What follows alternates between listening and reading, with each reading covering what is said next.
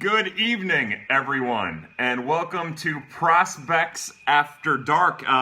The first Prospects After Dark since I returned from spring training. Welcome, everyone.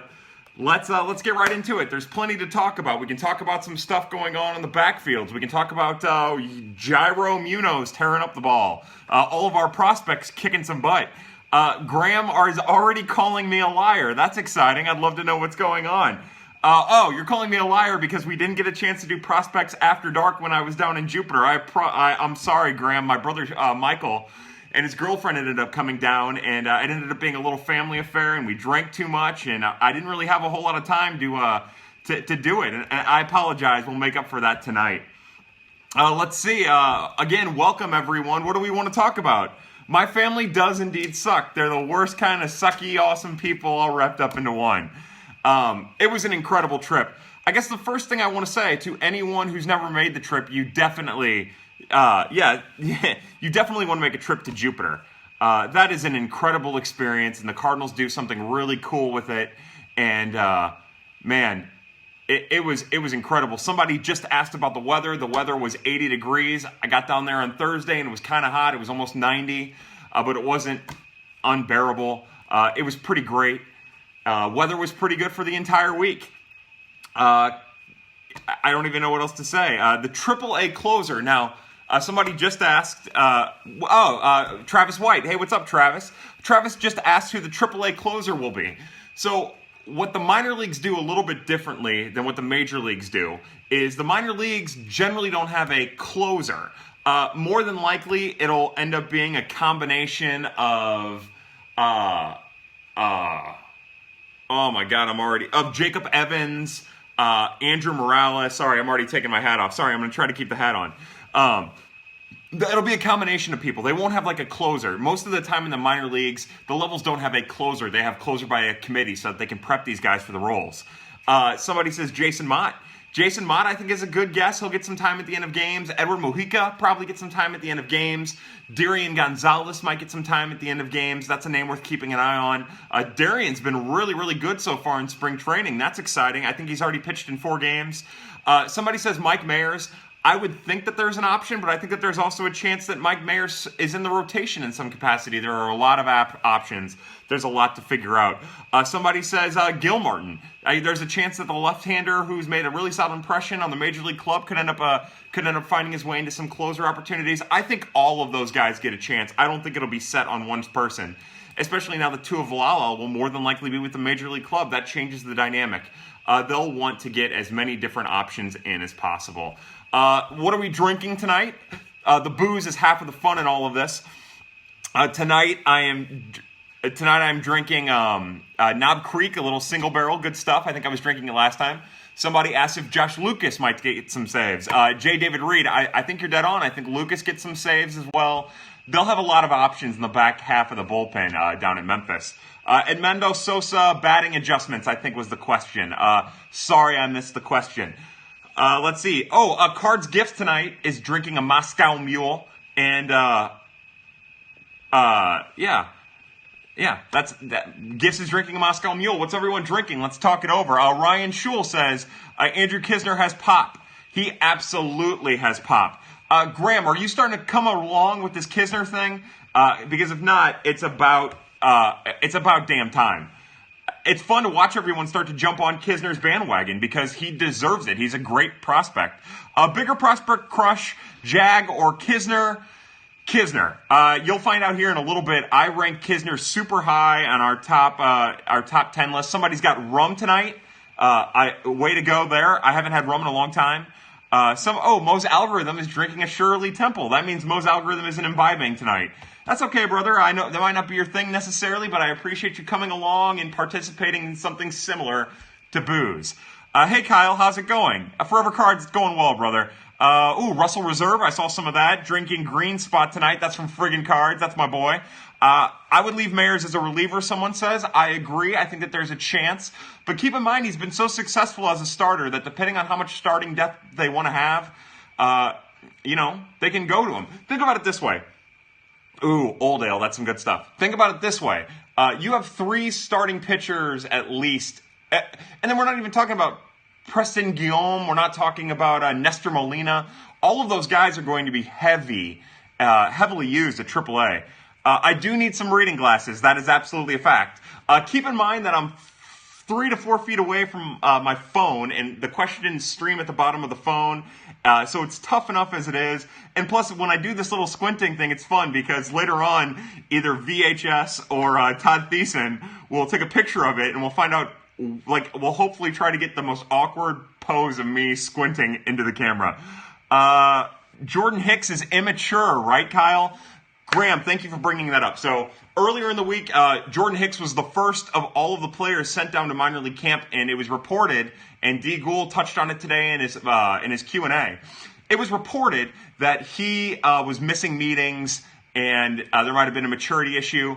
This is what I'm going to tell you. We heard about some of this when we were down in Jupiter.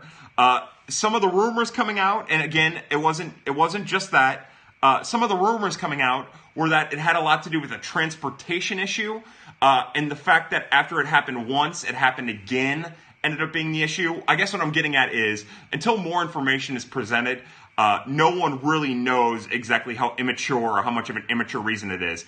What I know is that he didn't show up, and what I feel comfortable in relaying, based on some of the people I talked to, the reason he didn't show up is a transportation issue. Again, that's not an excuse. He shouldn't do it.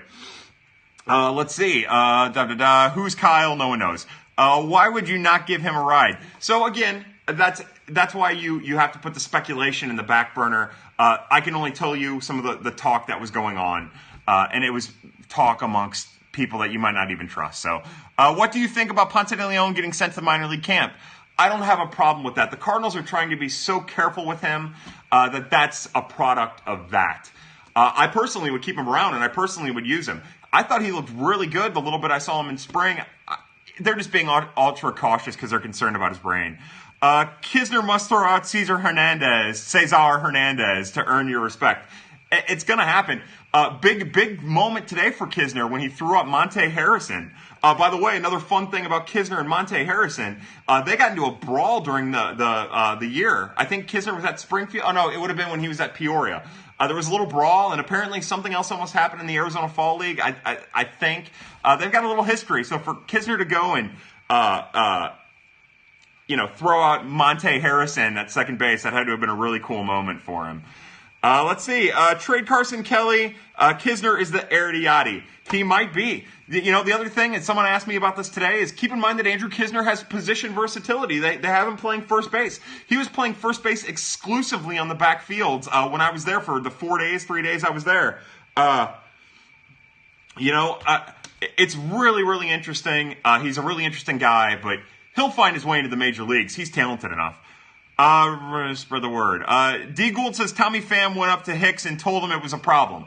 There you go. Then it's a problem. Look, if a veteran's telling you it's a problem, it's a problem. And if he didn't rectify it, then that goes to show you not immaturity, but something else. But again, none of us know the full story, and that's the most important thing to take from it. Until the full story comes out, let's not call it an immaturity issue. Let's learn. Let's try to find out more. Do you think Bader will take the 4th, 5th outfield spot? I do. I think that's where the smart money is. The other thing that could happen with that 4th, 5th outfield spot, and I'll swear by this, is Luke Voigt, if he plays a little bit of left field, could end up taking that spot. A lot of people think Jose Adolis Garcia, a Jag, might take it. I'm not sold on that. I don't want that. Somebody was asking me about Jairo Munoz. I hate the idea of Jairo playing center field. I think it's a bad idea. We've seen him play pretty terribly in right field too, which is a concern of mine. He hits the wrong guy. He takes bad reads. He still has a lot of work to do before you would want him. I say roll with Bader and then use that as the platform to sub out guys as you need them throughout the year. Does Munoz take Garcia's spot on the roster? That's an interesting question too, because remember, Greg Garcia is one of a kind on this roster. He's the only bench bat that hits left-handed. And that's going to be an important thing for the Cardinals moving on. It's a super important thing, as a matter of fact. You can't have it would be unadvantageous to bring a bench bat along that have a bench full of right-handed bats. It's bad for matchups. Let's see.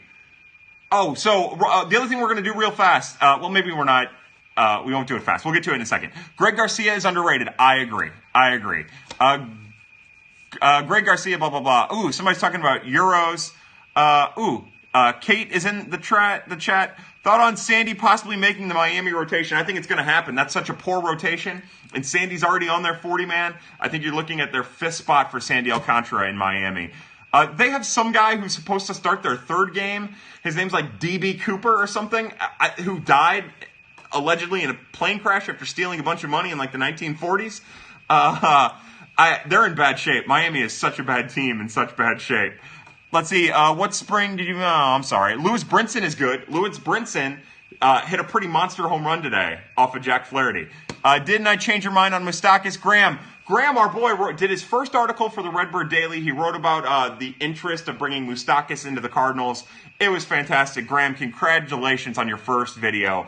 Or your first, sorry, it's not a video. Your first article, man. You should be proud of yourself. It was really good. Talk about Jake Woodford. He seems boring. Jake Woodford is kind of boring, but in a good way. He's just, he's kind of pedestrian. I'll tell you what. On Sunday, I got to see Jake Woodford pitch. And it was the first time I got to see him in person. And he looked to clean up his mechanics a little bit. The gun down at Palm Beach at Jupiter was a little hot, but he was throwing low 90s. I think he hit 95 a couple times, which is something that's big for Graham, although that's more realistically 93, 94, but that's good. Yeah, so Jake Woodford is kind of boring, but he's also a lot of fun, too, at the same time. 21, he'll be at Springfield this year. He's due for a bust out. It should be fun. What is Adolis Garcia's realistic ceiling? We call him Jag. We refuse to call him Adolis. He's Jag. Jag's realistic ceiling. I said it in my write-up of him. I think you're looking at Andre Ethier, a really, really solid right fielder who hits 20-plus home runs with a good average and a good on-base percentage. Let's see. Jag equals Justin Upton? Maybe, but keep in mind, and this is what gets lost with Jag, and I don't mean this as like an ultra big criticism of him, but he was 24 last year, and he only had 15 home runs between AA and AAA. He's from a professional league in Cuba, and his production should have been better than that. He was definitely adjusting to the minor leagues, the American game. But until he starts hitting more home runs, until he brings that power, it's hard for me to say Justin Upton. Justin Upton's like that MVP level. When you're talking about Andre Ethier, I think you're talking about a guy, an average regular who could go to an All-Star a couple times. Name the last Cardinal with the first name Jose that went by his middle name. Oh, Jesus, I don't know. 167, Ryan Schul says, we've got some viewers. Everyone's coming in. We're having a great time. What's everyone drinking? Ooh, if we have 133 people currently in this, take a drink. We're going to take 1 second to take a drink to get our bearings. We encourage you to bring alcohol into our chat and talk some nonsense.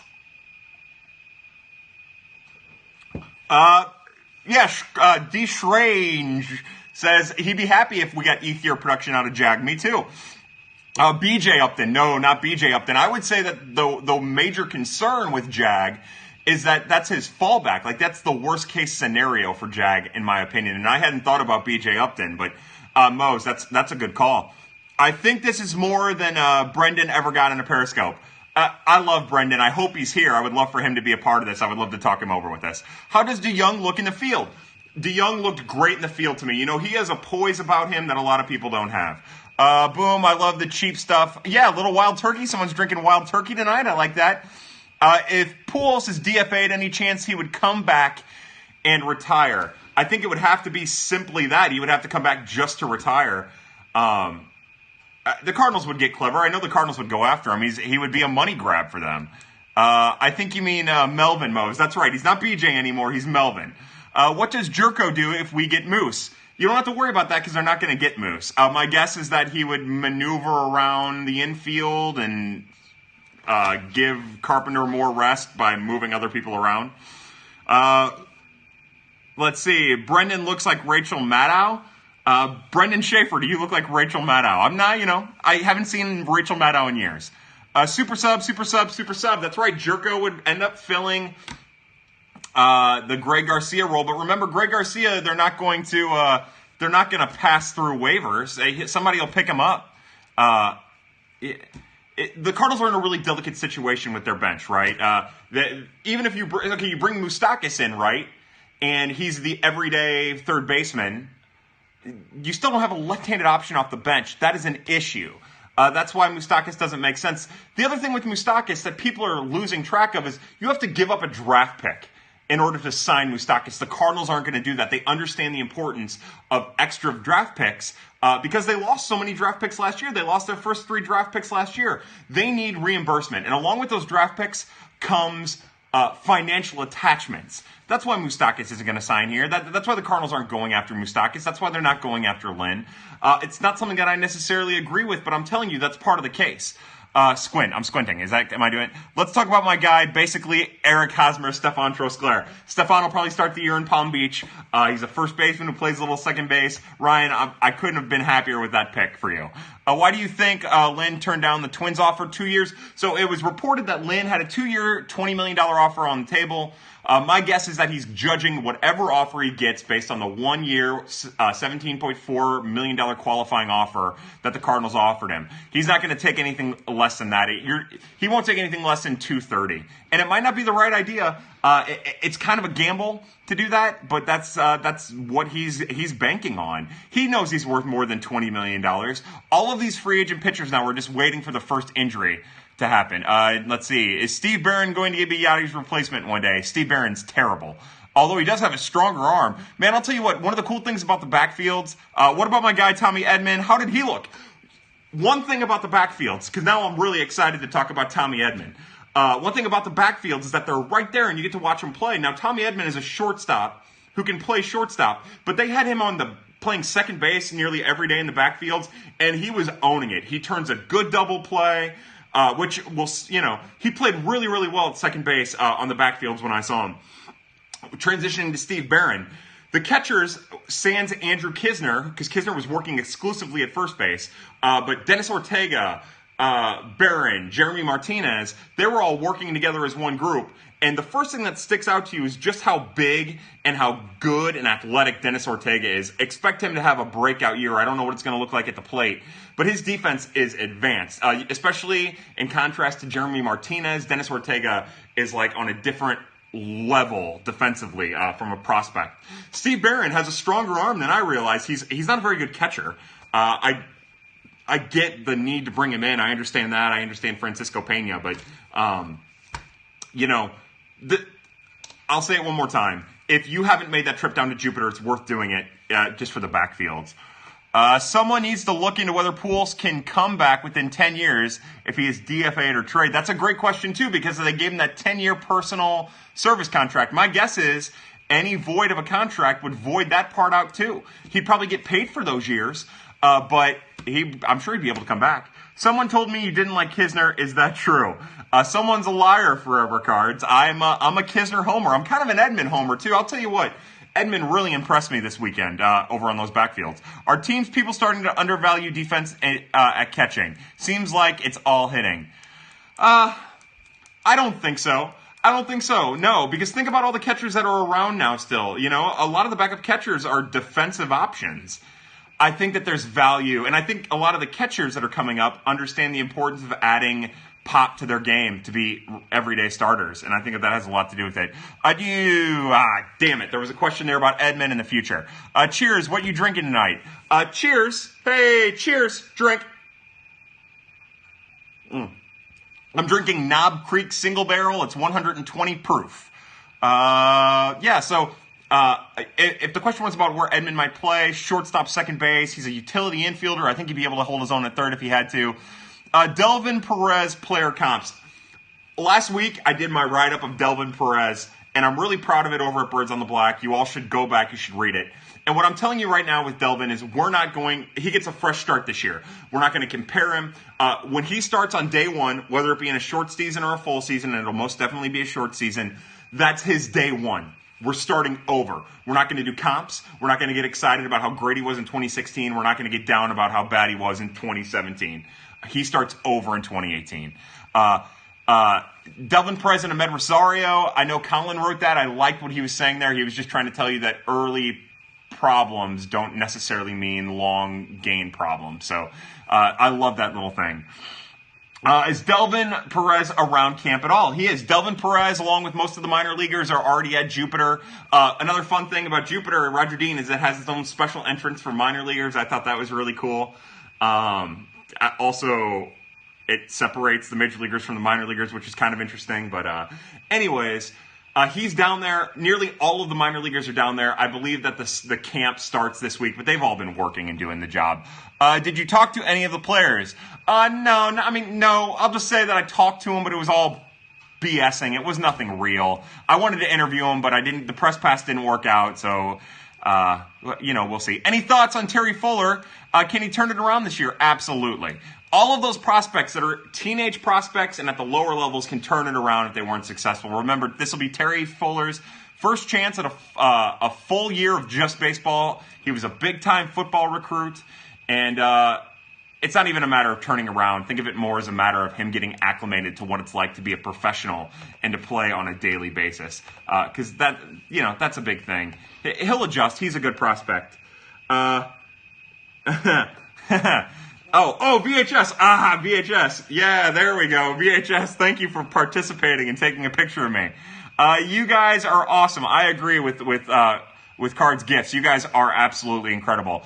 What's your take on what the White Sox are doing? So, I love what the White Sox are doing. I love the prospects that they have. Everyone here knows I'm a big Luis Robert fan. As a matter of fact, I was looking online today for a knockoff Luis Robert jersey to purchase. They're hard to find. My only problem with it is they're at a position now where they could actually be competitive in the AL with some of the free agents that are on the market, and they're not going after it. And they could also do it without impeding the progress of some of their minor leaguers. And that's an issue for me. They're pretty good. They're pretty good. All Express is my love. I don't know what that is. Yoan Moncada or Ronald Acuna, who has better career? There's this philosophical thing here, right? There's a philosophical battle that goes on here with Acuna and Moncada. If you asked me that question a year ago, it would be Yoan without a doubt. This year, people would say Acuna. I'm not off the Yoan Moncada bandwagon. I love that kid. I think he's incredible, and I love the fact that he's going to be able to stay in the infield. Definitely something worth keeping an eye on. God, man, we had some amazing questions coming in hard. I love that. A little Hakuna Matata from Cardinals Gifts. What else do we have? What else do we want to talk about? Oh, how about this? We've got kind of a small little break right now. Cardinals Gifts made some other lock screens. We had some people ask me to do a little bit more matchmaking. Hakuna Matata. What a wonderful phrase. All right, so what we'll do is we had a couple other people ask us to do some matchmaking for them. And what we did is we'll start with my friend Colin Gardner, who's also helping with the top 30 prospects list, what we're calling the Dirty 30 over at Birds on the Black. We gave Colin Dakota Hudson. And the reason we did that is because Colin's favorite prospect is Dakota Hudson. He's got to talk to Dakota. He's got to interview Dakota. They'll be over soon enough. So Colin gets that. Jared Dottie asked for someone, and I gave him Edmundo Sosa. It seemed like when I looked over his profile, he liked that scrappy person. He liked Greg Garcia. The most alike that we have of that in the organization is Edmundo Sosa. We call him Mooner. And then Hex, we're going to give Austin Gomber. That's a shout out to the great Austin Gomber, and it's also a shout out to our buddy STL Cup of Joe. His nickname is STL Cup of Joe's guy, Austin Gomber. And that brings us to our last person, my man VHS, who I absolutely love. One of my favorite Twitter follows. Incredible dude.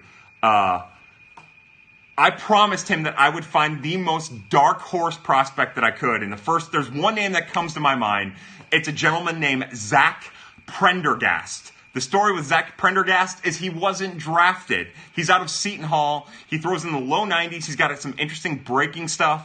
I really like Zach Prendergast. He's 22. He dominated Johnson City, so that doesn't really mean anything. Keep that in mind. He's too old for that level. But I could see him having a Michael O'Reilly type breakout with the Cardinals in 2018 that O'Reilly had with the Cardinals in 2017. So there you go, VHS. You get Zach Prendergast, the darkest of horses, although he's a white fella. I want to make that as abundantly clear as possible. That doesn't matter at all. I'm trying to be funny, and that was terrible. God, it wasn't even funny at all. I'm just the worst. Where's Bryce Denton going to be this year? Bryce Denton will start in Peoria, and that's an interesting thing too. Hold on. Water. I'm getting water. I apologize.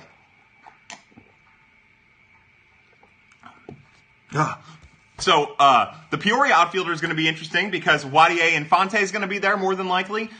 Chase Pinder will be there more than likely. Scott Hurst will be there. Bryce Denton. There's a chance Nick Plummer starts back there. So there's going to be some fighting going on for playing time in Peoria. But I would imagine that Mr. Denton starts back in Peoria. Thank you. It was here. Since I had water, you get bourbon now to follow it up. You're only drinking water. No, I'm not only drinking water. I would never only drink water. I would never betray the trust that we've created in this video relationship by doing that. Besides Langford getting in, who do you think getting into the Hall of Fame? You know, my guess is Vince Koolman. I think that there's going to be, it's either, I mean, really, what is it? It's Vince Koolman, Scott Rowland, and Keith Hernandez, one of those three.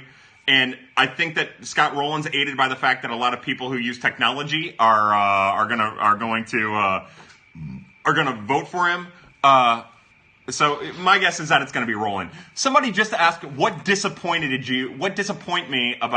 I disappointed in about Jupiter? Honestly, it's tough to say. It was a great trip. It was awesome. The weather was good. The people were awesome. Actually, funny stuff. I was filming a lot, and I was posting it on Twitter because I wanted people to see the game from a different angle. And I was sitting there with my brother and his girlfriend, and he and I were talking about prospects. And on Sunday, I had about everyone in my area was asking me about all the kids. And that was a really cool thing. Also, real fast, the coolest thing that happened to me down there is a gentleman whose Twitter handle is Merce. His real name is Todd Bono, I think. I apologize. He came up to me, introduced himself, said he recognized me. That was a really cool thing. The only disappointment I have is that there's only one good coffee house in Jupiter, and it's a great place. It's called Crux Coffee Roasters, but I'm a big coffee house guy, and that's the only place. How does Jim Rice make the Hall of Fame and Edmonds Rowland get 0 votes? Get 0 love? I agree. It just goes to show you that it's about place and time. It's about getting a chance later on. Jim Edmonds is a big one for me, man. Jim Edmonds is a Hall of Famer. I don't get how that doesn't happen. I think I was gifted with the best wallpaper. Forever cards you might have been.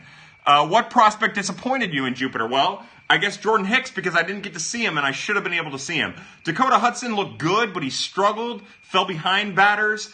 You could tell he was trying to aim. Andrew Kisner's been great, but he struggled a little bit while I was there. Had a really terrible at-bat. I haven't seen him take a bad at-bat like that since he was sick in May. Did you see Michaelis pitch? I did not see Miles Michaelis pitch. I would have definitely liked to have seen him pitch. That's another interesting thing we'll have to get to here. Graham asks on Twitter, is Flaherty one of the top 3 pitching prospects the Cardinals have had since Waino was in the farm? My gut reaction is to say yes, but he's not. So you figure Shelby Miller, Carlos Martinez, and Alex Reyes. He might be in the top 5. I heard Hicks has trouble getting places on time. That's the rumor. That's definitely the rumor that's going around. That poor guy. He's fine, man. He's fine. He comes from a good family. Only good. He'll get his stuff together. What is Flaherty's ceiling? You'll have to stick around to Birds on the Black and the Dirty 30 here in a little bit. I'll give you a little bit more of an update on that. But somebody asked again, did I see Miles Michaelis? I did not. Flaherty's ceiling is that of like a 2. He's a control first pitcher, tunnels well, throws multiple pitches. Man, you're talking about like a right-handed version of Gio Gonzalez. Think about something like that. So, Forever Cards, I like Darian Gonzalez. I've been really impressed with Darian. I hope they keep him in the bullpen. He's been a minor league starter for the majority of his career. Where will Edmund play this year? He'll start at Springfield, and anything could happen from there. Gould seemed to like Mayers. Does he have a relief option as anything decent? Until Mayers comes up and pitches well at the major league level, we have to like take Mayers out of our mind. It's not going to do us any good. But with Mayers, it's the same thing. He throws 3 pitches. He's been successful everywhere, every time he's ever pitched. Just something doesn't translate when he comes up to the major league level. Head case, he might be, I don't know. We once discussed a Wayno-Loesch mix for Flaherty. That's good. Think something like that. Yeah. Most underrated player I don't know what that meant. Who are the 8 guys you don't pick for the bullpen? You pick for the bullpen. Oh, sorry. Let's see. The 8 guys I would pick. Now, the 8 guys I would pick are different than the 8 guys the Cardinals would pick. Would you rather have the 8 guys that I pick, or would you rather the 8 guys the Cardinals are going to pick? Just like the Cabbage Patch guy beat up by the sister. Tom, I'm not sure exactly what's going on there. I love it. I feel sorry for whoever gets beat up. Both. So here's the thing, is I have enough trouble concentrating on this as it is. Will Kisner start in Memphis this year, and how long until he sees the majors?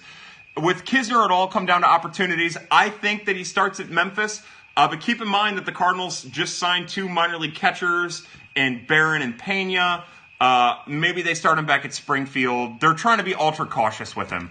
Has Mujica pitched? I don't think Mujica has pitched. Kyle, go check out Flaherty's GF. Me and Gifts beg you. I did. And bravo, sir. Bravo, sir. That's your description. I don't know what that said. What do you think of Mike Oxlong? I don't know who that is. Mike Oxlong. Do we trade Carson Kelly to the Blue Jays at deadline? I think Carson Kelly is very much on the table. I can't confirm that. I think the Cardinals would trade any of their guys in the right deal, but I think that they'd be reluctant to trade both Kisner and Kelly. I know Kisner's made a great impression on the coaching staff, and that might go a long way. Mujica didn't get a major league invite. No, he didn't get a major league invite? I know he got a minor league contract, but I thought he got an invite to major league camp. Let's see. Will we see Mike Hung this year? All the guys from my fantasy league are starting to chime in. Exciting. Who else saw Derek Gould make fun of Pro Scout Gary on STL today? I didn't see that. I didn't get a chance to read D. Gould's chat. 2018 bullpen. Gregerson, Leone, Bowman, Brebbia, Tui, Lyons, Cecil, and Bud Norris. You forgot about Bud Norris. He'll be in there. They paid for Bud Norris. He'll be in there. Who I would put in there?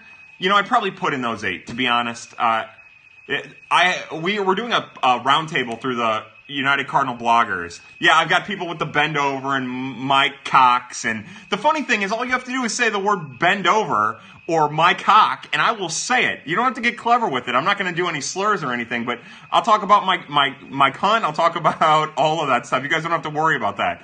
Nud Boris. Yeah, that's right. That's right, VHS. We're going to get a little Nud Boris.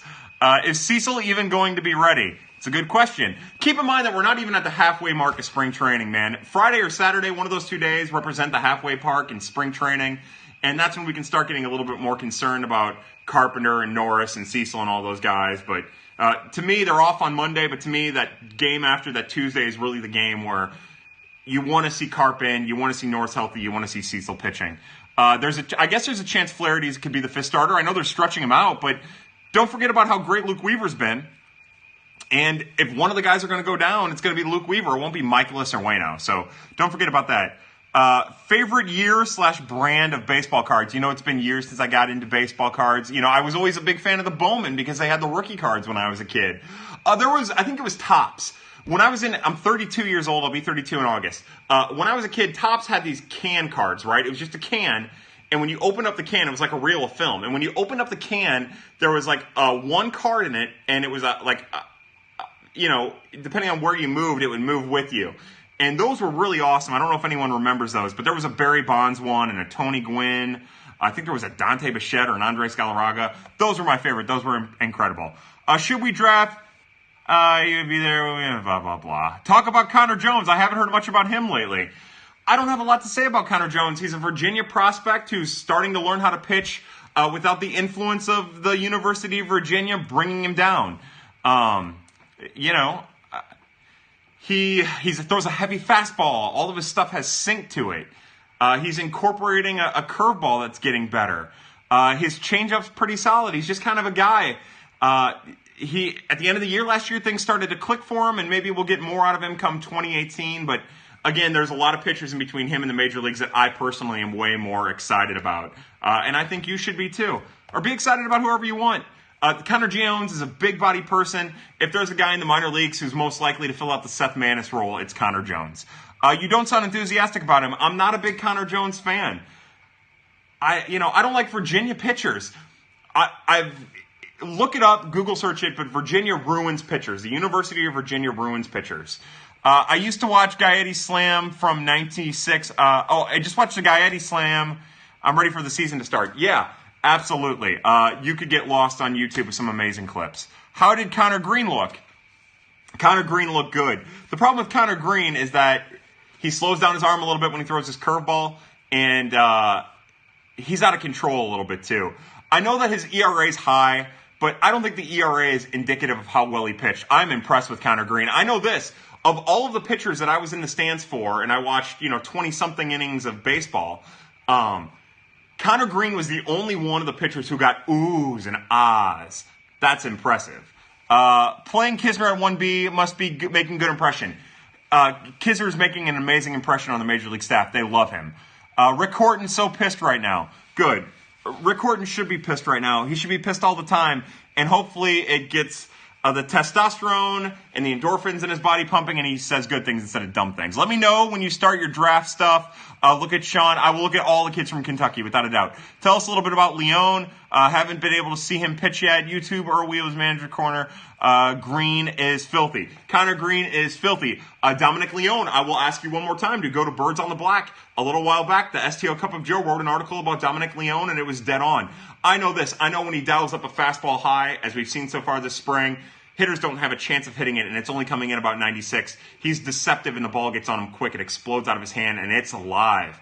It's not like two-seam Lance McCullers live, but it's pretty live. Did the Cardinals sign Matt Holliday to do some broadcasting? I would love that. Whatever gets Horton and Raboski out of the booth. Hold on. I am filthy. I'm a filthy boy. Need to check out GaryGuidy.com. It's like the Space Jam webpage. It's amazing. I'm going there right now. Thanks, VHS. Colby Rasmus is a person who looks like an Amish fellow. Waka and Maddox are going to be fired together. I agree. That we talked about that last week. I'm a big fan of that. My boy Niehaus here says, do you make eye contact with Okendo? I tried, brother. I tried staring him up and down. I've got a really great picture of Okendo and Willie and Oliver Marmol kind of with their backs to me, and I just wanted to watch them make out a little bit. I'm not going to lie. I love baseball, and all I can think of is, man, these guys have probably made out before. I'm lying. I just thought this is the coolest fucking thing I've ever seen in my entire life. How awesome is this that I'm 4 feet away from these Cardinal legends? Sorry, I'm Google searching GaryGuidy.com. This is great. Thank you, VHS. Any cats or dogs? Don't know what we're talking about. So awesome to see Okendo back at third base. So there was this really awesome moment in Sunday's game where there was a ball hit to third base, and the Astros players were warming up. The pitchers were warming up, so that means they have to have somebody, just like at a Little League game, back them up, like a catcher goes with his glove or a first baseman or whatever. And Okendo was over there, and the ball got hit at Okendo, and he got out of the way, and then he went and grabbed the glove from the Astros player who was backing up the pitcher, and it got a big standing ovation. Everyone loved that. That's the kind of, other than being able to tell professional athletes that they're being divas and doing stuff wrong, that's the other thing that Okendo brings. There's no way Maloney would have done that. There's no way that my boy, the human candle wax, Mike Schilt, would have done that. He carries that with him, man. He carries that swagger. It's natural. Card's best hitting prospect of the last 7 years, excluding Tavares. Well, that's tough, right? Because if you're talking about prospect, truth be told, it's Magneuris Sierra, and just think about that. Think about how that all planned out. But if you're talking about talent-wise,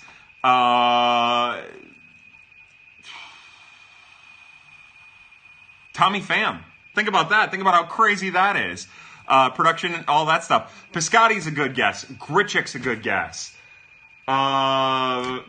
Colton Wong is a good guess. I guess he falls right in there, although he came before Tavares. There's a lot of really interesting. They haven't had a lot. They've been able to produce pitching. Tyler O'Neill, that's a good guess. To my boy Johnny G24, who said Tyler O'Neill, that's a great guess.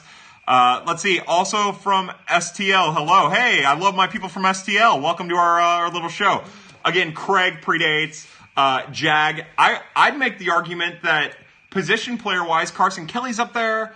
I think there's a chance Andrew Kisner might be up there. I know a lot of people are still high on Harrison Bader, but it's kind of been a cluster, and there hasn't been one. It would be Luis Robert if they would have signed him. Is this a make-or-break season for Colton Wong? I think last year was a make-or-break season for Colton Wong, and I think he excelled. And I think he gets a little bit of leeway this year. And I expect it to be similar to last year, but just a tick better. Rasmus, but Rasmus, that was longer than 7 years ago at this point. Remember, he came up in 2009.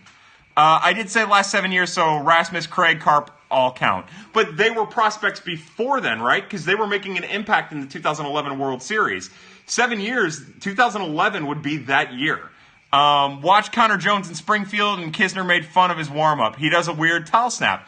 That's something that a lot of the pitchers are doing now, believe it or not. It's part of the plyometrics coming from Driveline. It's kind of interesting. But, I'll tell you what, you saw the best of Connor Jones because he pitched better in Springfield than he did at Palm Beach.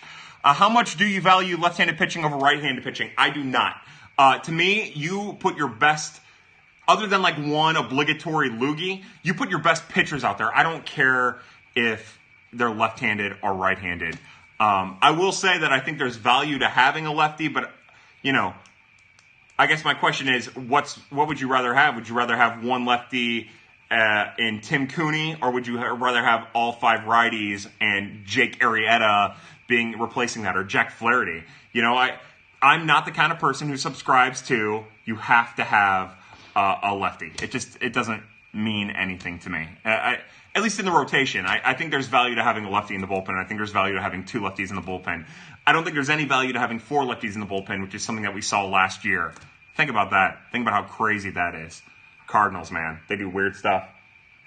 Forever Cardinal says he wants A.J. Puck in his rotation. There's a chance that he breaks the big spring training with the big league club. It probably won't happen because the A's will be spendthrifts, but I would love to see A.J. Puck in the majors. What happened to Cooney? Cooney got hurt and he couldn't recover. I want Alec Hansen in my rotation. That's got to be from Graham. Me too. Driveline changed pitching for the better. It changed pitching mostly for the better, not like drastically for the better. Ooh, thoughts on Matt Olson. Fangraphs wrote an article a little while back talking about Matt Olson as a potential big breakout offensively. I know the big power is in there. I know that his swing change really, really helped him. I'm a fan of Matt Olson. Going back to Driveline for a second, Driveline is still super interesting. They've done some really interesting things, and they're progressing and pushing things. What do you think about John Gant? John Gant is a cool dude. He's got this really badass glove too. It's like Memphis red on the back and then Memphis blue on the inside. Again, another guy who's going to be competing for innings at AAA. High upside high school kid or low floor ceiling. It just depends on the player. If I'd rather have a high upside, it depends on what the organization looks like. It depends on who the player is. Lincecum trained at Driveline. A lot of pitchers have. Gast, the left-handed pitcher from a few years. John Gast. Wow. I liked Gast a lot, and he kind of fell off the world. Buffalo Trace tonight? Someone asked. No, sir. We are drinking Knob Creek Single Barrel tonight. Knob Creek Single Barrel. Again, have a drink. God, this stuff is good. Let's see. Man, we've had some questions. R.I.P. John Gast. I always like John Gast is like the John Gull. Who is John Gull? Who is John Gast? I'm going to spring training next week. Best place to eat down there. Oh man, there's so many. So there's this really cool place on the coast called Sinclair's, and you get the beach view, and they have good food. There's beautiful women everywhere. I'm sure there's attractive fellas too, if that's your thing. Sinclair's was awesome. We went to a place called the Meat Market. Go ahead, bring your meat market jokes, but that's one of the best steakhouses I've ever been to in my life. There were a couple dive bars that were really solid, a couple really high scale bars. We went to Guanabanas because the morning after, which is a local program, Tim McKernan's always talking about that place. It sponsors the show.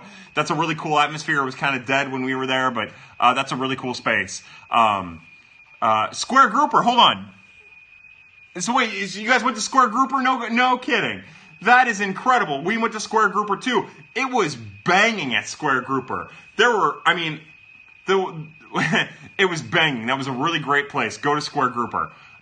Big meat market guy. I love a good meat market. Did you start looking into ways to move there? I know I did. Yeah, Adam Butler, thanks again for the Crux Coffee recommendation.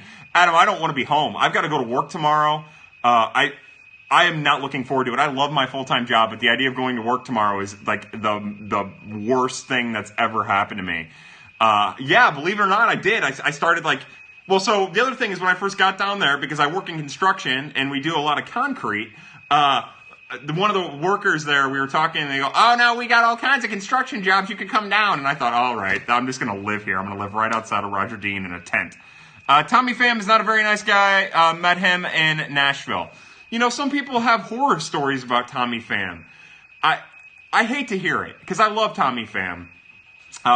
And he definitely didn't have a good look this week. A bad week for Tommy Pham. But I get what he's saying, and that's his edge, that's his personality, and that's why he's successful right now, so I'm not going to hold it against him. Somebody says, yo, you shut your mouth. He's edgy, right? That's his thing. By the way, if this Johnny G24 ends up being John Gast, I apologize for saying R.I.P. Yeah, that's Tommy's thing. He's edgy, and he's a competitor, and he's betting on himself. So you can't hold it against him. He's just got to be smart sometime. Tommy is betting on himself for good. Yeah, is Tommy the next Colby Rasmus? No, Tommy's already better than Colby Rasmus ever was, just in 1 year. Tommy Pham is a hard ass. That's why he's good. I agree. I think we're all on board there. I think the one thing about Tommy is in 1 year, he's managed to create this pad for himself that if he says something like that, we're all like, that's Tommy. That's what's best for him. Too many young outfielders to pay him long term. I agree. What was Pham's offer? No one knows. There's been a couple things reported, but nothing for sure. If Tommy Pham keeps putting up 2017 numbers, he's going to play Mo out of town. I think that there's a chance. Yeah, God, VHS, I don't even know what to think about that, to be honest. I was thinking about the Tommy Pham situation this morning. And what gets me about the Tommy Pham situation is the Cardinals will have to trade him. They're going to have to trade him because he's going to speak up and he's going to make them look bad. So if they struggle this year, I would think that Tommy Pham would be a big target from any team. And I wouldn't be surprised if they moved him because of the problems that they create for this ultra-conservative organization.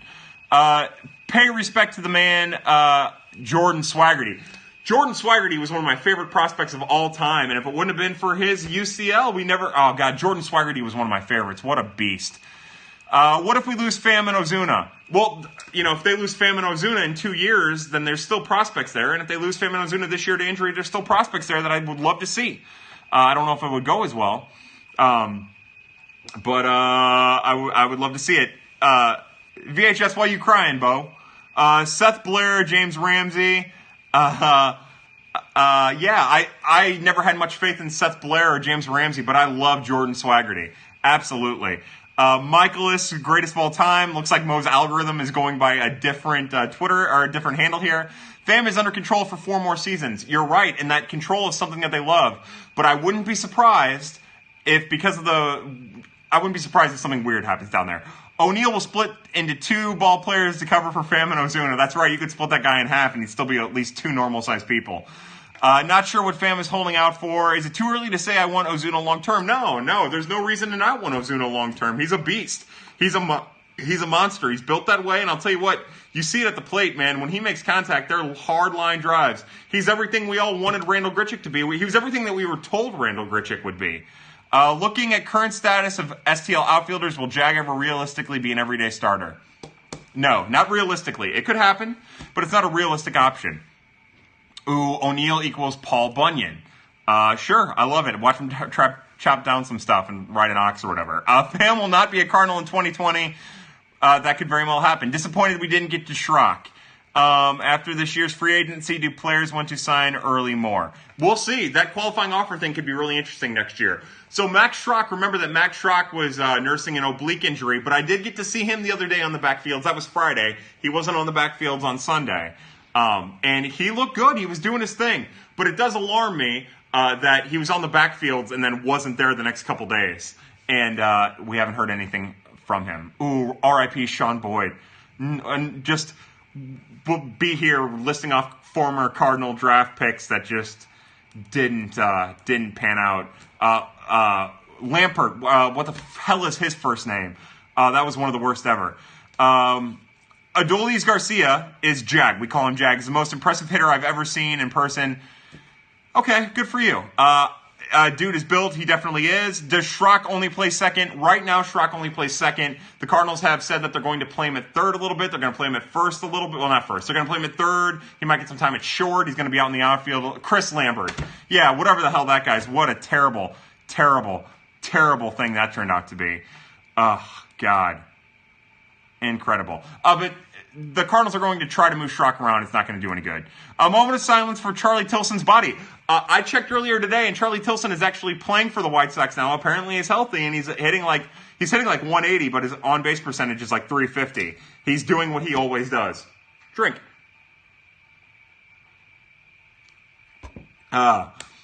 Feelings towards thoughts of moving DeYoung to third to bring in a better defensive shortstop. As long as that better defensive shortstop drastically alters how good the team is, I'm on board with it. But, I wouldn't.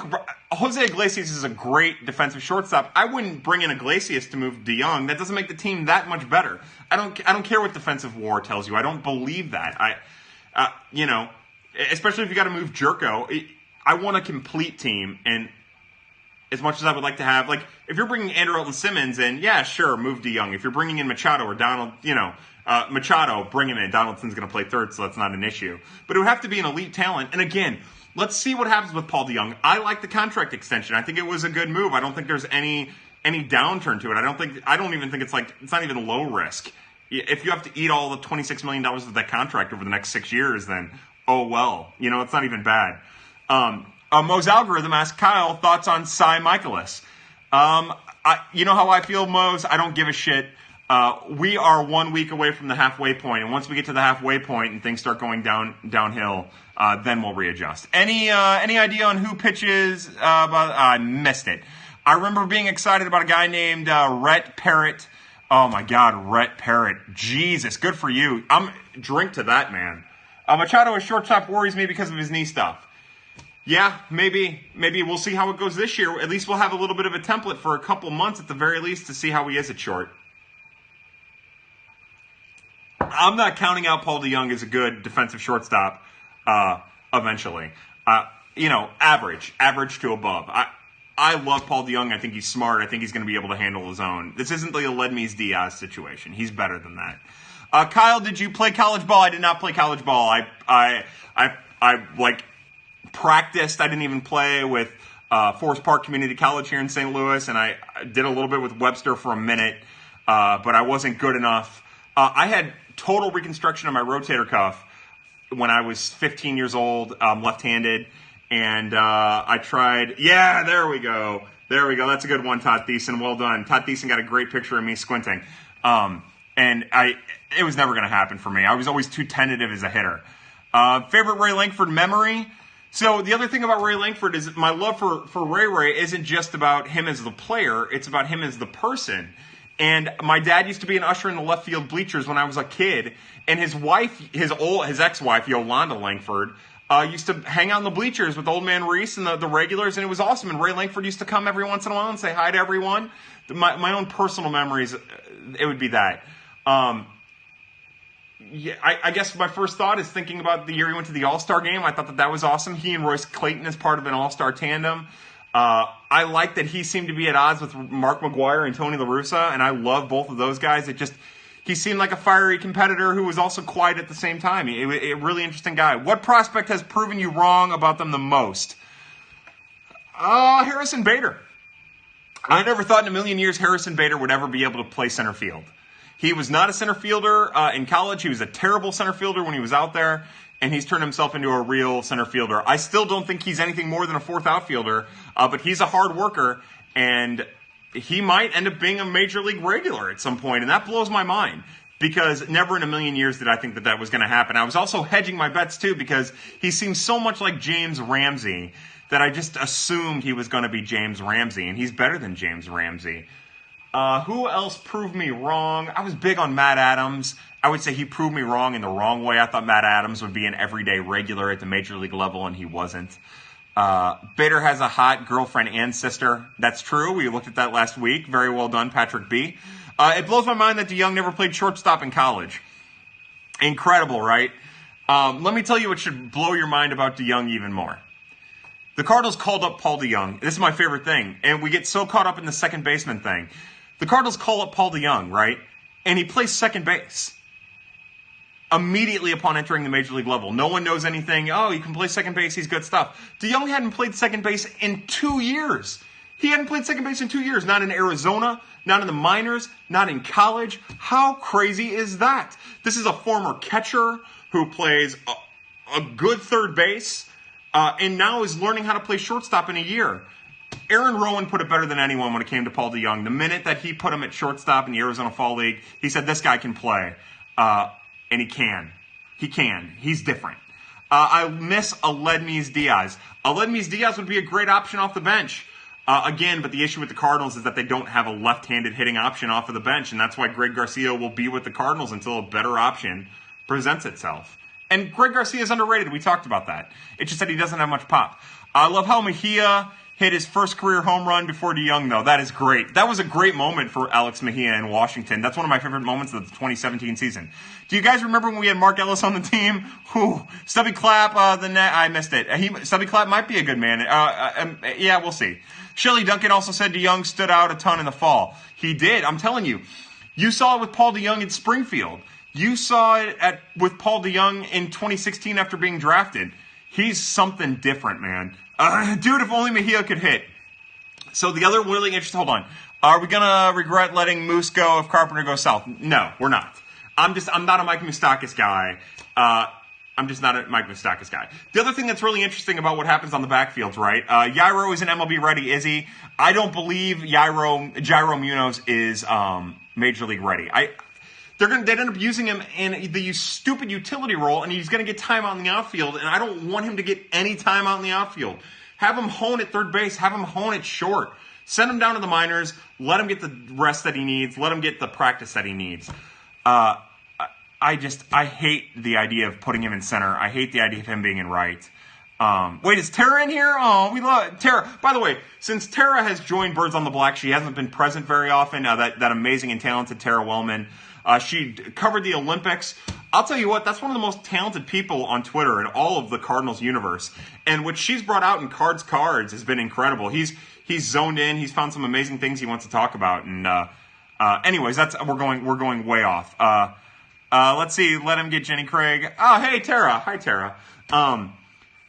What were we talking about? Oh, so like on the backfields, what's really cool is the guys, they take batting practice and everything is about, all right, today they're going to the opposite field. So Alex Mejia was taking everything to right field. He was popping some up in the cage, in the backfields, everything to right field. Well, he came in and pinch hit that game, and he was trying to push everything to the right field, even on the inside pitches.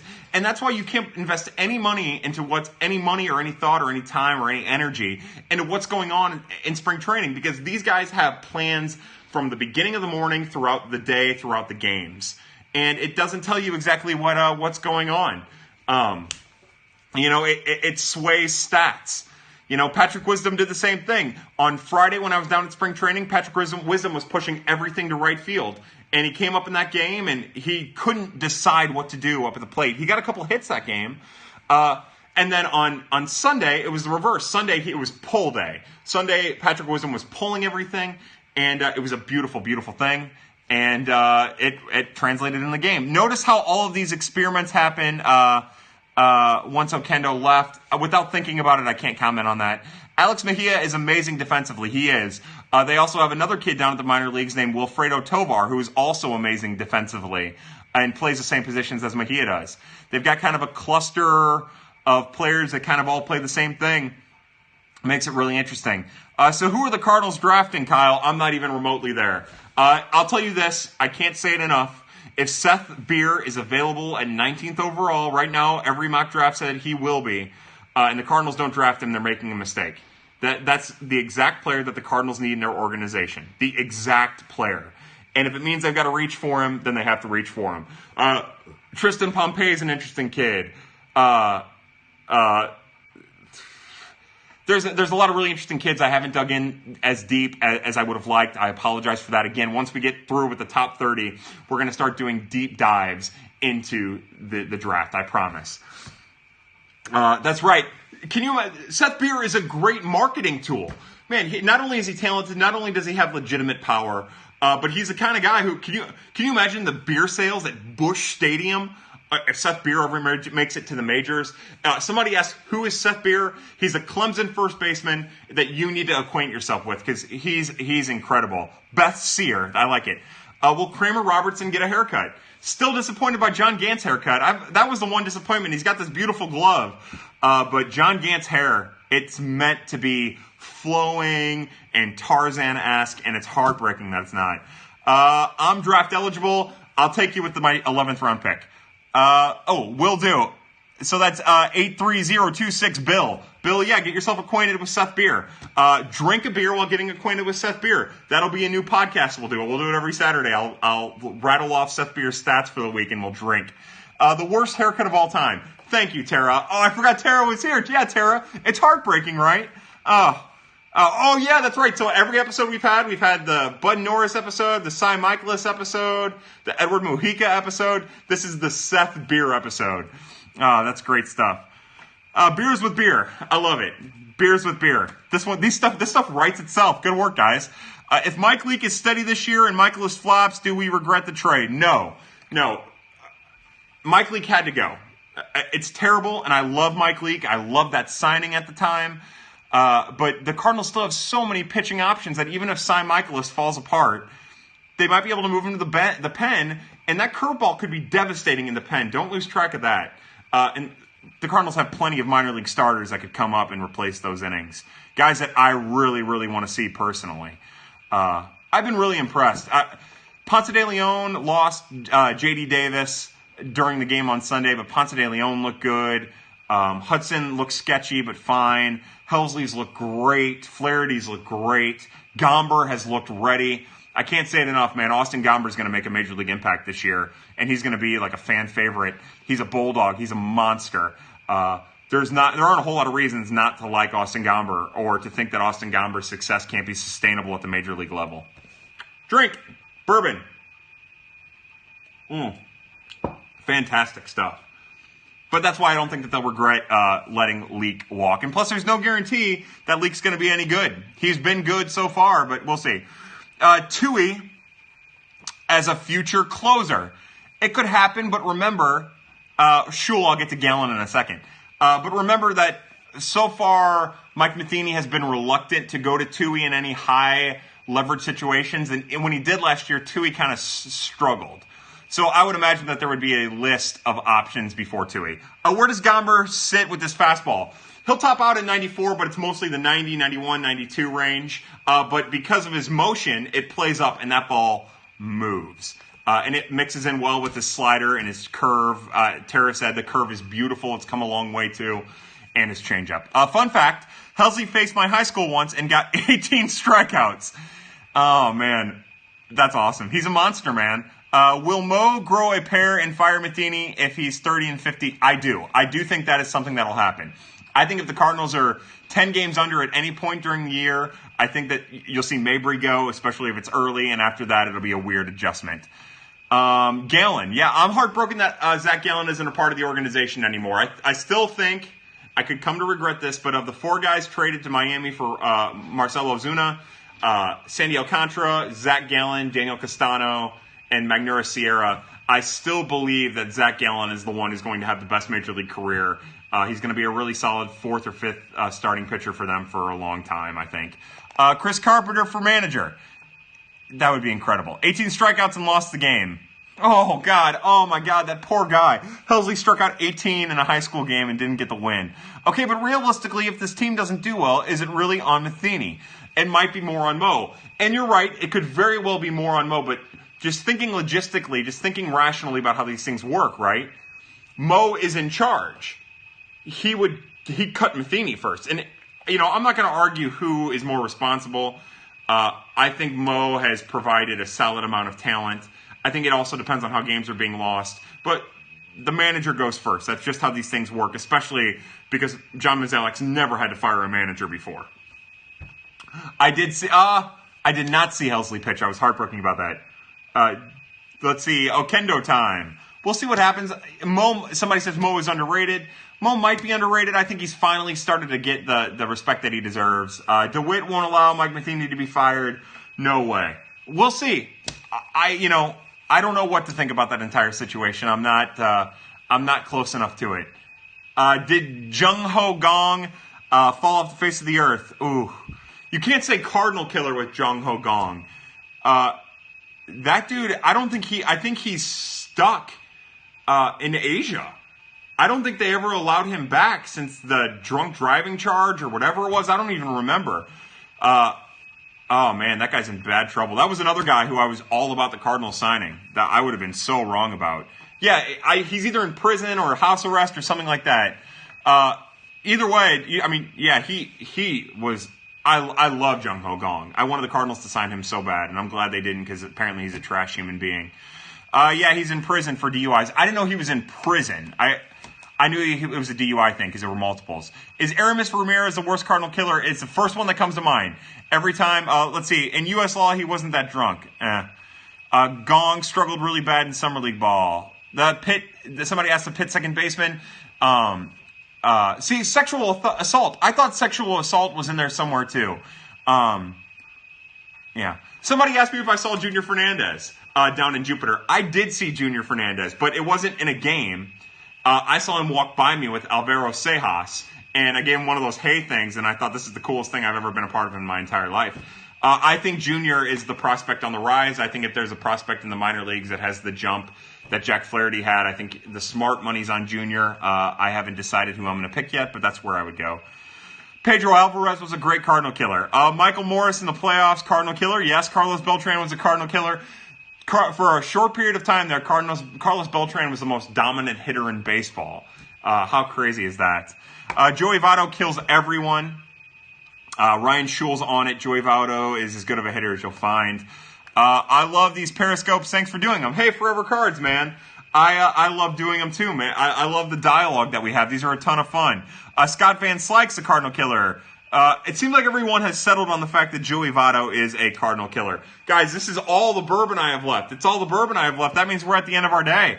That means we're at the end of our little love fest here. We still, let's see, we're at 1:07. I've got this much bourbon left, which we're going to finish off. Hey, if you have a drink, put the drink up now, and let's finish off my bourbon together. All right, Milton Bradley. I think Milton Bradley killed more than just the Cardinals, VHS. I think he murdered multiple people, and I think women too. Don't forget about the Prospects After Dark Fantasy League. Oh, Mose. I keep forgetting about that. DM either Mose or Cardinals GIF if you want to be in our Prospects After Dark Fantasy League. I don't know how many prospects or how many spots we have left open. Sorry, now I'm bumbling over all my words. I don't know how many spots we have open, but you should definitely DM them and become a part of it. Scooter Gannett, the 4 home run game this year, that was pretty awesome. Guys, do we want to keep going? Should I make another glass? What do you think? I'll leave it completely up to you. And that's right, Commish Mose. Verify Kyle. That'd be a cool thing. It's a terrible idea. We need a midnight Periscope on the night before opening day. Holy shit. We're definitely doing that. Man, I'll Periscope for 12 straight hours on opening day. How does that sound? Another one. All right, so this is what we'll do. Oh, God, we're going to travel. Have drinks, we'll travel. I'm going to set this right here. I don't know how this is going to turn out. I'm sure that my computer won't do it right. All right, so, oh, my God. Oh, VHS says his glass is full. All right, VHS, if you say glass is full, then glass is full. All right, I'm getting up. What else are we talking about? Folks? What else? See, this is why. I'm squinting. The noon game, though. That's fine. We'll do a midnight Periscope, Prospects After Dark, and we'll go for 12 straight hours. We'll get super hammered, and we'll get kicked out of our own living establishments by our significant others. We're traveling. Yeah, that's right. This is a very lively traveling. So this is what I'm drinking, for those who are curious. It's Knob Creek Single Barrel, and it's a small batch, aged for 9 years. Let's see. We'll do a little pouring here. I'm just going to put a small taste. Where's the bald guy? Here, I'll take it off. Sorry, I'll end up putting it back on because, I'm sure that there's children present, and they don't need to see this.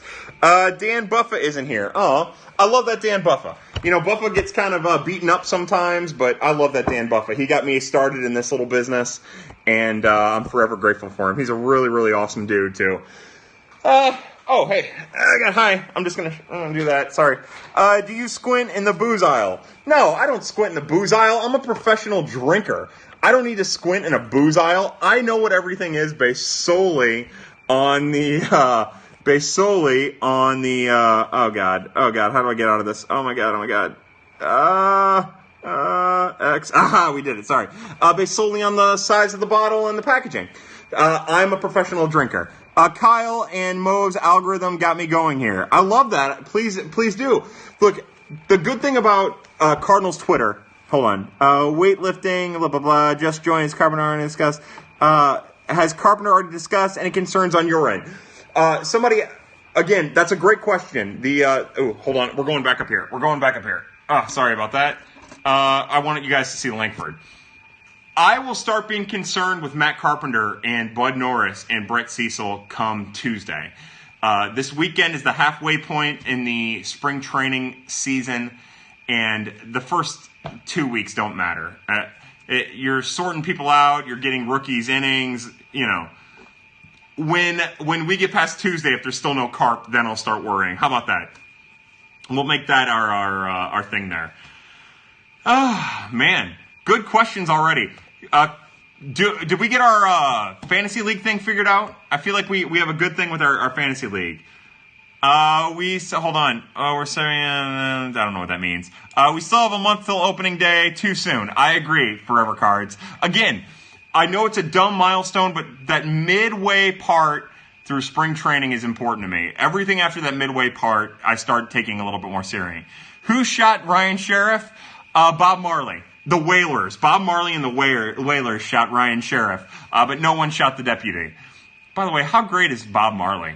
You know, I'm not a stoner. I've never in my life, believe it or not, but I love that Bob Marley. You see Lynn rejecting Twins 2 years, $20 million offer? Yeah. Somebody says Ryan Sheriff is amazing in Fortnite. Is that Fortnite a video game? I've seen that place I've seen Fortnite or whatever it is all over the place. Is that thing pretty good? I don't have any time to do any video games, but if it's a really good game where I can screw around with some viewers, some readers, I'd love to take part in it. Somebody brought up the Lynn 2-year, $20 million. Yes, yeah, VHS. Colonel Taylor, I love it. I got a bottle of that Colonel Taylor up on my my thingy there. Well done, sir. I love this. See, now you got me so excited, man. All right, so first article of clothing's coming off. We're taking the sweater off. You forced me to get a second drink, sweater comes off. If I have to get a third one, the shirt's coming off, I promise. Let's see. I've only played sports games in my life, but Fortnite is a very good game. Thank you, Holy Shield. I'll check it out, man. If we could do something cool as a group, I'd love that, man. I mean that. He posts like 5 wins on his Instagram story like every day. That's hilarious. More likely Manny Machado or Paul Goldschmidt, Manny Machado. There's a clear path to getting Manny Machado, and I can't even begin to comprehend Paul Goldschmidt at this point. It's still so far away. Is Fortnite free? Hell, I'll check that thing out. Oh boy, it's about to get weird. Hey, Jared, did we, Jared Doty there, I don't know if we told you or not, but we gave you a prospect for your lock screen, and Cardinals GIF will be sending that to you. I believe we gave you Edmundo Sosa. We noticed that you're a big fan of Greg Garcia, and we thought Edmundo Sosa is the most like Greg Garcia in the organization. So you're going to love Edmundo, the Moon Man, old Mooner. And I'll tell you what, I was impressed with him on the backfields this weekend as well. RuneScape is my life. I don't know what that is. Is that a video game? You're going to have to let me know. I miss playing video games, man. A big fan of Greg Garcia. Well, you know what it meant. Yeah, Kyle, talk about Wadier Infante. Wadier Infante is a really interesting, super athletic outfielder whose season was cut short on August 14th because of a leg injury while sliding into second base. He had 7 home runs at Johnson City. 6 of them came in a 10-game or a 12-game span. Super athletic. And he could be the breakout prospect of the 2018 season for the Cardinals. But he could also be on the, he could also not be anything. He's still so far away, we're going to find out. Hey, what did I hear about a new offensive look from Edmundo Sosa? So the thing about Sosa is the one thing that he did is he has a big leg kick now. It's a timing mechanism. It kind of looks like a right-handed version of what you see out of Colton Wong. But the difference with Colton is Colton has a direct path to the baseball. And that's not Edmundo Sosa. Edmundo's got that drag, that arm drag that kind of just, you kind of drop it and you bring it around. Whereas, Colton Wong, your average hitter, is down and through. He drops his hands and kind of swings the bat like a tennis racket. And that's the difference between Sosa. He doesn't have the body type or the swing to generate power, but now he's got this leg kick that's supposed to generate power, and it's not producing the way that he hoped, and it's kind of dangerous. But I like Edmundo, and I think he's going to be a really solid defensive option. Randy Arozarena starts year at Double-A. As of right now, Randy Arozarena would start the year at Double-A. I hate it. Sam mentioned Kisner possibly playing. That Treza, the new rider taking over for Lengosh. He mentioned something about Kisner playing first base. Again, in spring training, in the backfields, Kisner worked exclusively with the first baseman. And I thought that was really interesting. He was getting some good tips from Patrick Wisdom over there. I thought that was super interesting. By the way, Patrick Wisdom looks like a natural first baseman. That guy is so athletic, man. Again, I think that's more for position versatility, just to give him another option, another clear lane to the major leagues. But any little bit helps. Voit has hit well. Yeah, excuse me. Absolutely. Voit has hit extremely well. And, I would imagine we'll see more Voit in the outfield too, but the Cardinals have a ton of people that they're trying to get reps in the outfield. The Cardinals have, and I should write about it, and Colin and I should do a podcast about it, but the Cardinals have a clusterfuck of just people at positions in the top levels, and they're starting to feel it now because they're trying to get at bats for everyone. Joe Treza has been great. Joe Treza has been great in relief of Lengosh. He's been amazing, absolutely amazing. As a matter of fact, going back to the days of Matthew Leach at MLB.com, what he's done in his short period of time there, and I love Jennifer Lengosh, I love Matt Leach. It's trumped that. He's been substantially better than that. And he's got information. Ryan Schule's asking about Victor Garcia. Apparently Ryan Schule and Graham are hanging out together tonight. What is a clusterfuck? A clusterfuck is when there's too many of one group of the same kind of things in one small area. That's a clusterfuck.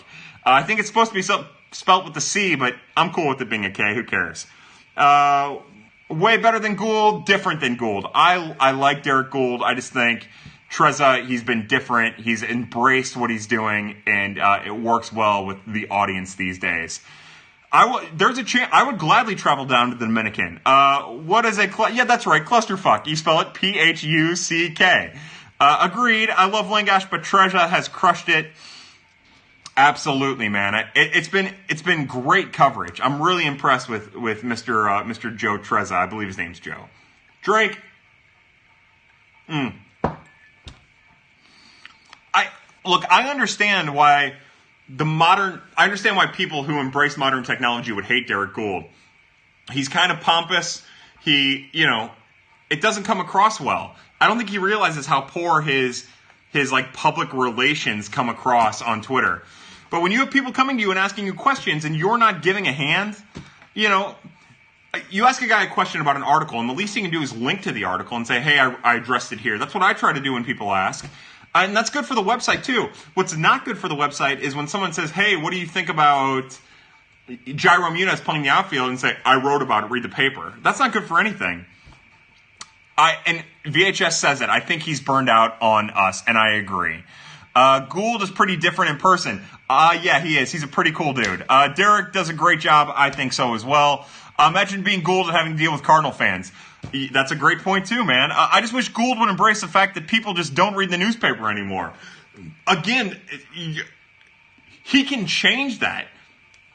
All that he has to do is every time someone asks him something, link to the damn article. That's all. That's all you have to do. And you'll get the clicks, and people will get their answers. And if they have questions, you can still interact with them. It's just, I think he's, like you said, I think he's just burned out. His chats are usually pretty funny. I love the chats. The chats are great. They go for hours, too.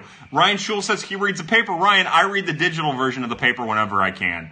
I still think the Post-Dispatch is some of the best sports coverage you're going to find. We all have writers that we like and don't like. I'm not going to talk about who I don't like. What I will say is I think Ben Fredrickson does a tremendous job. I think Dee Gould does a good job. I think Mr. Gordon does some things that are weird, but by and large, he does really well.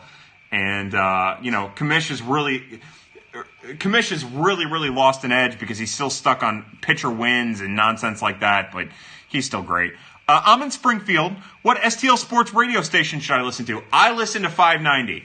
I listen to 590 exclusively, but I am also not your traditional sports fan. If you want hardcore baseball talk, you're going to want to listen to 101 ESPN. But if you want half jackassery and half sports talk, then from 7 to 10 in the morning, 590 KFNS is the way to go for the morning after. Going days without listening to that program actually breaks my heart. I love that. But then from 10 to 2 or 10 to noon in some capacity, you get Frank Cusimano, Martin Kilcoyne's in there. Usually after 1, it gets kind of crappy. But I stay tuned on 590 KFNS The Fan from 7 a.m. until 1 at the very least. 1 to 3 is kind of weird. It's an okay show, but that's what I would do. Bernie Miklasz, only man I read outside of Inner Circle. I don't read Bernie. I gave up on Bernie years ago. Jackassery and clusterfuckery. That's what we do. I love jackassery and clusterfuckery. I'd like to do them I'd like to do them at the same time. I am a Tim Lemming. I'm a Doug Lemming. I'm a Cat Lemming. Free Dotem, brother. Free Dotem. We will not have pitcher wins in our fantasy league. Mo's algorithm. That's my man. Thank God, Mose. Everyone is on board with that. I like The Athletic. I'll tell you what, our boy, STL Cup of Joe, is now a part of the Athletic writing staff. I'm so happy for that, and I bought a subscription just for that. I hadn't done it yet. I like Saxon. VHS asked me to elaborate on Bernie. I've got this thing, VHS, about people who have aided the aggressive nature of social media, the hot take culture, and I think Bernie was one of the first people to do it in the local market. I think that he embraced the hot take culture. I think he saw how ESPN and their changing viewership was going, and I think that he embraced that, and I think he's helped cultivate that here in St. Louis. I also don't think he's a particularly good writer anymore. I think a lot of his takes are off. I think he's at his best when he's stealing ideas, and I don't mean stealing, when he's branching off ideas that people like Zach Gifford and STL Cup of Joe and some of the stuff that Viva Alberto's and Fangraphs. I think he's at his best when he's branching off of that, but I think his own ideas are trash, and I think that he sways off of those ideas. I respect Bernie. I love what he's done. But I just think that he's been one of those people who have taken advantage of this particular culture. I haven't listened to the Kevin Wheeler show in a really long time. So I can't really comment. So again, nothing against Bernie. I love him. I respect what he's done. He's made a lot of money and a great living doing that. People love him. People adore him. That's just my own personal belief, and I respect people who like Bernie and who get information from Bernie. I wish we would all be a little bit more cognizant of when we're dropping hot takes and trying to drop hot takes to get attention, as opposed to dropping hot takes to supply information. That's it. Hot takes get clicks. Few still have respect from Kyle. Graham, I love you, buddy. Oh, no, VHS, I take it back. I love Bernie. I'm going to go back tonight. I'm not going to sleep tonight, VHS. I'm going to read all his articles, and tomorrow morning I've written an entire apology article to him on Birds on the Black. That Cardinals gift hopefully won't let me publish. Bernie and Gould on Best Podcast was the best. I didn't hear that. I still think, again, Bernie's at his best when he's relaxed, and I love that. And years ago when Bernie used to be on the radio and he was just relaxed and talking and getting calls and people were calling him out on his shit and he was embracing it. VHS, I love that. He was great. And then he stopped writing for the Post, and it was only the radio for a really long time. And then 101 locally stopped taking calls. It was just recorded messages. And at that point, if it was just a recorded message, he could talk crap on the person without that person getting a chance to have a rebuttal. And it broke my heart. And I stopped listening and I stopped reading because of it. You know, I hate that. It's bully culture. It's punk culture. And as much as I like punk music, I don't like punk culture. Again, let's get away from Bernie. I don't want to criticize Bernie. Obviously, the laundry list of criticisms that I deserve for the constant typos, the bad takes, the inaccurate reports, that deserves to be put on trial more than anything Bernie could ever do. So please keep that in mind. I immediately, you know what I mean. I like when Gould and Hummel get together. Gould is good when he's with other people too, man. I'm a free agent writer. Full college experience, love the Cards, hit me up. Sure, write something, brother. Submit something to Cardinals Gifts. We'll read it. Submit it to the Redbird Daily. They are a great group of people who you deserve to work with. Enough from the Bernie bros. VHS, this is it's important that you understand all that I care about is that we're besties again. I will do whatever it takes to be besties. That's the most important thing to me. Oh, God. Oh, what else, folks? An hour and 25 minutes deep. Ryan, contact Alan Medlock. Ryan, write something, brother. Look, this is a beautiful. So, part of the reason why I ended up getting involved with Birds on the Black and moving from the Redbird Daily is I thought that Birds on the Black, we wanted to create a community that maybe hadn't been done before with Cardinals bloggers. Of course, we don't want anything to do with Redbird Rants. No one does. But just the idea of being able to have like a coalescent group of bloggers between the Redbird Daily and Birds on the Black and maybe Viva Alberto if they ever accept us. And, you know, what Noble does and what Reynolds does. Just the idea that we could create an actual, and C70, who is the monster, Daniel Shoptaw, who is the man.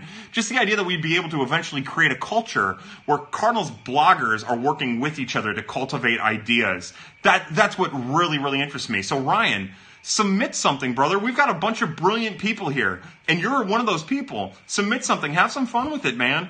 Be a part of this. Everyone, be a part of this. That's the most important thing to me. I want to be this all-inclusive little blogosphere. And I think I'm proud of the work that Birds on the Black has done. I'm proud of the work that the Redbird Daily has done. And a lot of other blogs have done to create that type of atmosphere. So, again, I'm not going to pull any punches with this. Redbird Rants, I'm not interested in getting involved with. Arch City Sports, I'm not interested in getting involved with. Every other group, I am so impressed with what they do and admire them tremendously. Whatever happened to Intrepid, they just went silent out of nowhere. No one really knows. You'll have to ask Haircut when he does another Periscope. I think that it just became too much for him. I think he was, that's all I can say. I don't know. Brendan, if you're on here, I would love, which I'm sure you're not, Arch City Sports LOL from VHS. I know, what a joke, man. Wait, Arch City Sports has a billboard in St. Charles? Boy, they really know their demographic. Thoughts on Ken Rosenthal? I love Ken Rosenthal. You know, he's a goofy little dude, and I think he has a weird cadence when he talks. But I love Ken Rosenthal, and he usually has the information that's pretty accurate and before everyone, and that needs to be commended. Craig Mish is so underrated. So I thought all along that eventually Craig Mish would end up writing about the Cardinals for The Athletic, and I'm heartbroken it didn't happen. I love that Craig Mish, and I love how he interacts with people. I was going to jump on for an hour and a half and start here, and I am in an hour and 25. Jared Doty, thank you so much. Craig Mish is fun. He is, man. Fun goes a long way. Enjoy me, we in chin oh yeah. So Craig Mish, right? He'll joke around about the 25% thing. He's humble. I miss that humility. I miss that humility, man. Let's see. Does anyone else have anything? Patrick, I know you say it happens to you every time about being on here for the duration. I appreciate that so much. Periscope's awesome. Thank you so much. Thanks to Cardinals Gifts for pushing me to do this. Thanks to VHS for participating heavy today. Graham, Forever Cards, all you guys. Thank you so much for participating. We had good turnout again tonight. We had almost 200 viewers, or 150 viewers at one point. We're doing our thing, you know. You guys are helping creating this beautiful, amazing thing. So again, my drink, final toast here to you guys.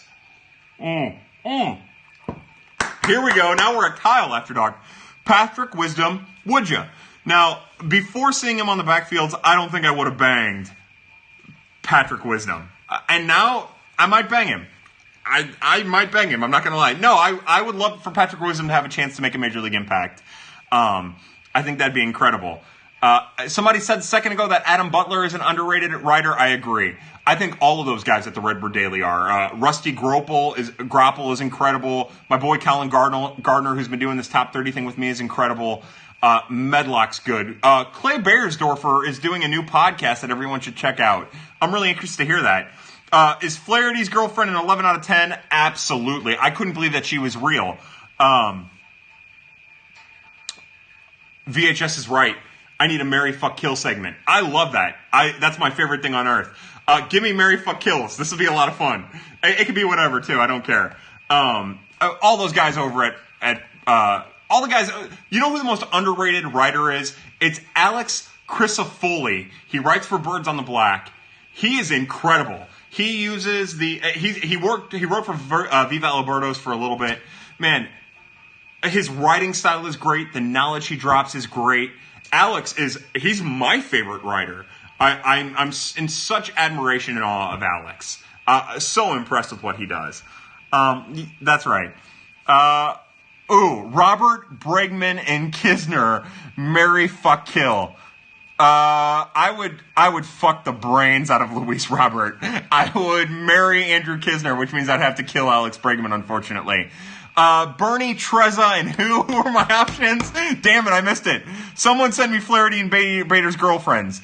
By the way, the people who were DMing me last week pictures of players' girlfriends and wives, thank you so much for that. Matheny, Willie Okendo. Matheny, you murder. I feel like Okendo would be a great wife, and I think I'd just have to bang all night Willie. I have so much respect for Gould because of how much he writes. Bernie, Trezza, Gould. So the thing about that is, right, Trezza's like that new piece, right? That one night stand that you had over the weekend that you can't stop thinking about, that's Joe Trezza. So I think what I'd do is I'd have to murder Bernie. Bernie's that old piece, getting a little, like really comfortable in the marriage, so you got to kill it off. And then I'd have to marry D. Gould. Cox, Blair, Comiskey. Well, you got to fuck Cox. That's your only option. I guess I would marry Rob Comiskey at that point and murder Seth Blair because he's been dead for a while now. Kyle After Dark is not PG. It's not PG-13. It's barely R. Grinky, Kershaw, Wayno. So here's the thing about if you have any type of relationship with Grinky, there's a chance that he murders you. So you would have to murder Grinky before anyone else. So then the question is, look, Wayno is the perfect wife. He's supportive. He's going to get you through the hard times. So I'd bang the shit out of that Kershaw, and I'd have to marry Wayno. Carrie Underwood, Kim Kardashian, or Maya Khalifa. I'm not going to do that. That's gay. No, it's first off, Maya Khalifa is an amazing porn star. What a great, great woman. I'd have to bang her, right? You'd have to do a little banging. And then Kim Kardashian, I'd murder. And then whoever the other one is, I'd marry. It doesn't even matter at that point. Kim Kardashian has helped ruin culture. Shield, Robert, and Kisner. Kisner's wifey material for sure. And then, like I said, I'd go to Pound Town on Luis Robert all day. What the hell am I saying? Oh, God. And then Mike Schilt would melt. His skin would just fall off of his bones before I could do anything cool to him. Jesus. Can't hear you speak up. I think Carolyn Blankenship wants to know who I would... You really can't hear me? Hamels, Tulo, and Price. Tulo is... I've wanted to bang Tulo for as long as I can remember.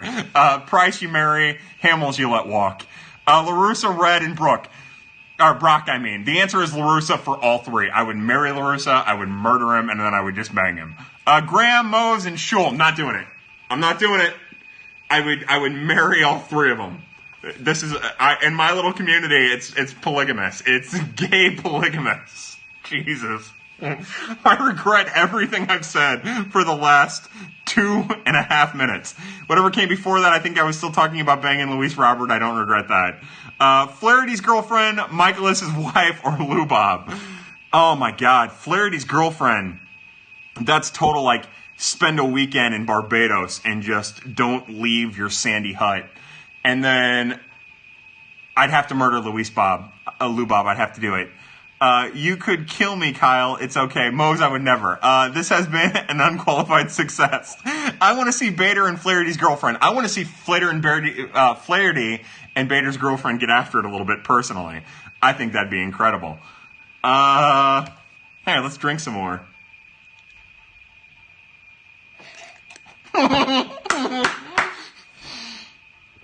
Brendan Weller, Ronnie Belliard, Ray King, or Woody Williams? Well, I like a little Latin flavor, so Ronnie Belliard and Ray King, I'd have to murder Woody Williams. Kyle Robert or Luis Reese. It'd be Luis Reese. He'd have to take my name. Look, I'm the man in these relationships. I don't want that to get lost in all this. Oh, man, I got lost. I got so lost right there. This is terrible. Absolutely terrible. Who was I marrying and getting rid of? Oh, Ronnie Belliard. That's a bang. You bang Ronnie Belliard. The dreads, right? You got something that, you know what I mean. And then you'd murder Woody Williams. Oh, Ray King. Oh, Ray King's total wife material. You know, Ray King is cooking you dinner, drawing you baths. I've never taken a bath in my life, but more than likely you're taking a bath. Bubbles and shit you didn't even know existed. Ray King be a great wife. I'm the man in these relationships. Gritchick, Robertson, and Dansby Swanson. Gritchick's total wife material. I'm not a big fan of Dansby, so Dansby would be the one I'd murder. Harper, Trout, and Pham. Fam's too aggressive. Look, I want to be the man in these relationships, and Tommy Pham would not let me be the man. I can guarantee that. Bregman, Sunwano, or So Taguchi. I like what you're doing here, going with the Hispanic flavor. But I want to marry and bang Bregman. Who has the best flow in baseball? It was John Gant, and he ruined that. I'm holding on to it. Mary F. Kill, Gritchick's sister, Jason Mott, or Schumacher. That Mott beard would be rough on my nether regions. I would murder him, I'd marry Schumacher, and I'd go to town on Gritchick's whatever. How did Dansby Swanson go first overall? People got really excited about it. I would have gone Bregman, but I am clearly in love with Alex Bregman.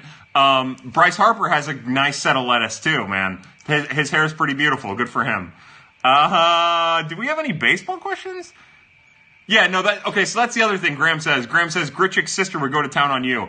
That is absolutely true. That is one buff woman who looks exactly like Randall Gritchick, but without the hair, which does not make any sense at all. But I'd let her kick my ass. I'm not gonna lie. I think it'd be fantastic. MFK, C-Mart. C-Mart's Intrepid, Koo, or DeWitt. You'd have to marry DeWitt. You'd have to marry DeWitt because you would be the benefactor to his fortune. And then you're banging Eugene Koo because he's perfect. What else? Anything else, guys? Well, we're at an hour and 37 minutes. We did some MFK. We talked some prospects. We talked some contracts. I still have one more drink. Are there any other baseball-related stuff we want to talk about? Do we want to get any more into... C-Mart's Interpreter. Sorry, I read that as Intrepid. We were talking about Brennan early. C-Mart's Interpreter, that's Alexander Noboa, and I promised Cardinal Gifts I wouldn't touch that because Cardinal Gifts wants that bad. Absolutely bad. So I think that's what we're going to do. I think I'm going to take my last sip here. Tell you guys again, thank you so much for this chat. It got super weird here at the end. Hey, Gritchick's sister says, touch me. I love that somebody went and created a Gritchick's sister. I have to believe that's VHS. Oh, God. Matheny, Mabry, or Mo? Mo's got wife material written all over him. Matheny's definitely, yeah. So, all right. So this is the last drink, folks. This is the last drink. Here we go. Okay, so for everybody at Birds on the Black who wanted nothing to do with this last half an hour or so where shit got really weird, for all of you guys, thank you so much for tuning in again this week. Don't forget to go to the Cardinals website and vote for Langford to get him into the Hall of Fame. He deserves it. Check out the Dirty 30. I'll have my write-up on Randy Arozarena tomorrow. You'll need Kleenexes and probably a fucking towel to clean yourself off after we get done making it weird. Ryan Schul gets one last Hosmer in before we go. Stefan Trosclair, buddy. Graham gets one last Randy's overrated. You can suck it. Yeah, shit got weird, VHS. I promise you, it gets super weird. We call the last half an hour of every Prospect After Dark. We call it Kyle After Dark, and it gets super weird. Again, check in all that stuff.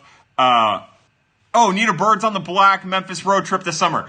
J. David Reed, I will be in Memphis at some point. When I do, I'll let you know. We'll get some drinks. We'll catch the game.